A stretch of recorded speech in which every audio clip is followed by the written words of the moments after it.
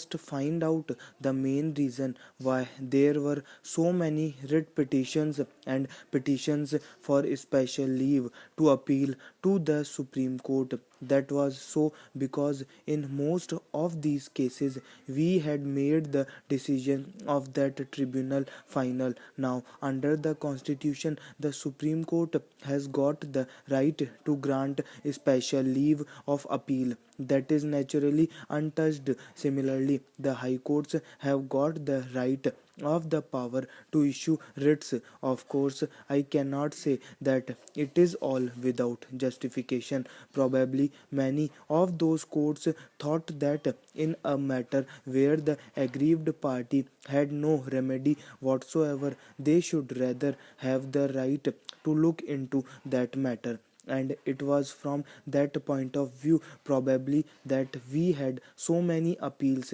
and so many writs issued by the High Court. Now we are going to provide in this measure for a direct appeal to the High Court itself. As the lawyer members probably know, when there is a remedy by way of appeal, no High Court ordinarily issues any writ, and the Supreme Court is not expected to grant any special leave of special appeal. It has thereof been found desirable to provide straightway for an appeal to the High Court by an aggrieved party. This will also, I think, remove much of the delay which is ordinarily caused by these matters. Apart from that, sir, the clause itself mentions that the tribunal shall decide the election petition within 6 months, and that the High Court shall dispose it of within 3 months. I know that even if we impose such a restriction, it may not necessarily be so, but I am sure that unless there are any special reasons, etc., the tribunals will dispose of these matters within 6 months, and the High Courts also will give priority to matters like these and dispose them of within 3 months. So the honorable members will find that the present provision that has been made in this bill is much more satisfactory than the previous one. Then, sir, as the honorable members are aware, there was a little confusion with regard to the various categories of corrupt practices. For instance, there were major corrupt practices, there were minor corrupt practices, and there were illegal practices, and all of them had different effects under different circumstances. And even some of the lawyers found this matter rather a very intricate one in the present bill. Therefore, only corrupt practices have been mentioned, and the distinction between major and minor corrupt practices has been taken away. Of course, so far as offences are concerned, there is that category of electoral offences, and that has been done not with a view to changing any particular effect with respect to the matters which are undesirable, but that has been done with a view to making the whole thing far more simple and easily understandable. So you will find that so far as the present bill is concerned, it has made the election law as simple as possible.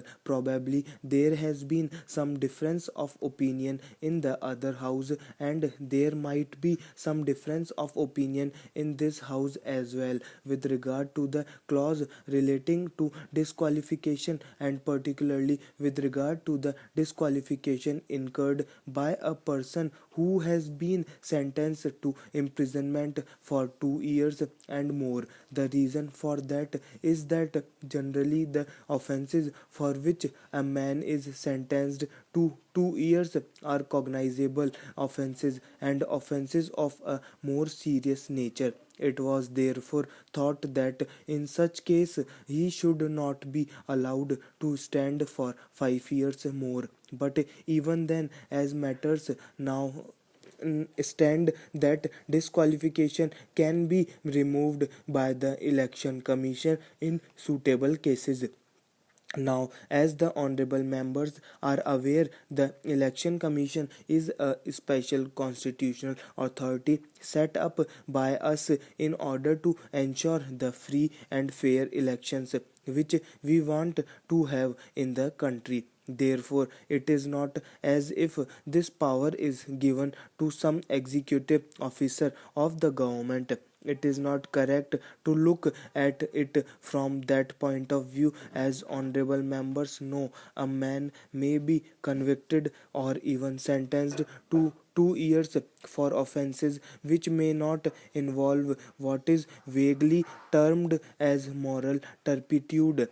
To introduce the words moral turpitude in a measure like this will not be desirable, because it is a term which may have a different meaning in different conditions and the different types of circumstances. This moral turpitude is a thing which cannot be defined. Therefore, the other house thought that the best way and the best remedy out of this was to leave the power to the election commission itself.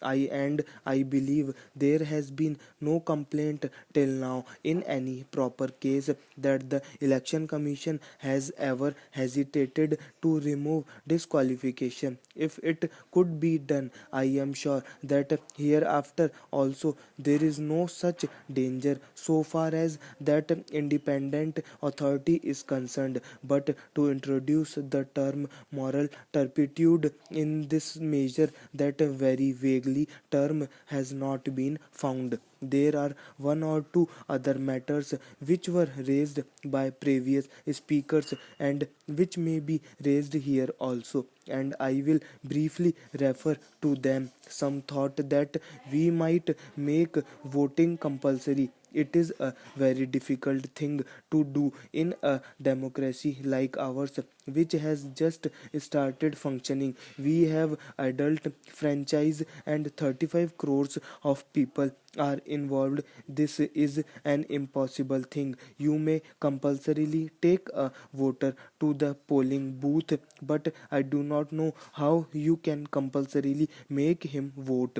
Of course, there are one or two countries like Australia and Belgium where I am told this thing is being done, but with these exceptions, all over the world, no country has thought it proper to do this on such a large scale. Full stop.